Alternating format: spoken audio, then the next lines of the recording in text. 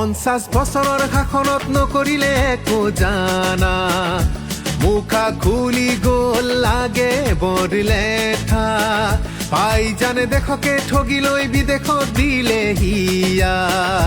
মুখা খুলি গ'ল লাগে বৰ লেঠা ঘৰিয়ালৰ চকু পানীটো কি কৈছিলে জনে জানা ইণ্ডো চীনৰ যুদ্ধত বাই বাই অসম যোৱা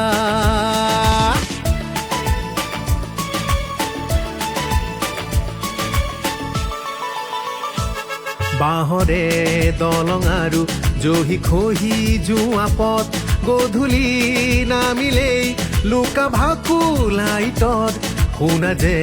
নাছিলো ৰেলৰে ঝক ঝক হাইৱেৰ গাততে দেহাৰে তকবক তহঁতৰ মতে আছিল সেয়াই যে সৰক অসমক ঠগি ঠগি ঠগি ঠগি খাইছিল সিহঁতে কোৱা মুখা খুলি পৰে লাগে বৰ লেঠা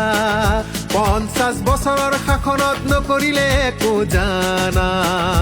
মুখা খুলি গ'ল লাগে বৰ লেঠা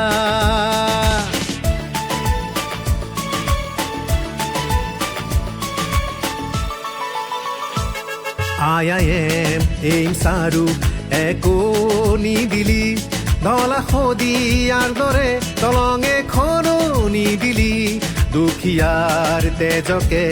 পাৰে মানে শুহিলি বিদেশী কাদৰি বৰ পীৰা পাৰিলি জনতাক ঠগি ঠগি ৰাম টাঙোনটো খালি 50 বছৰৰ শাসনত নকৰিলে একো জানা মুখা খুলি পৰে লাগে বৰ লেঠা অসমক ঠগি ঠগি ঠগি ঠগি খাইছিল সিহঁতে কোৱা মুখা খুলি গ'ল লাগে বৰ লেঠা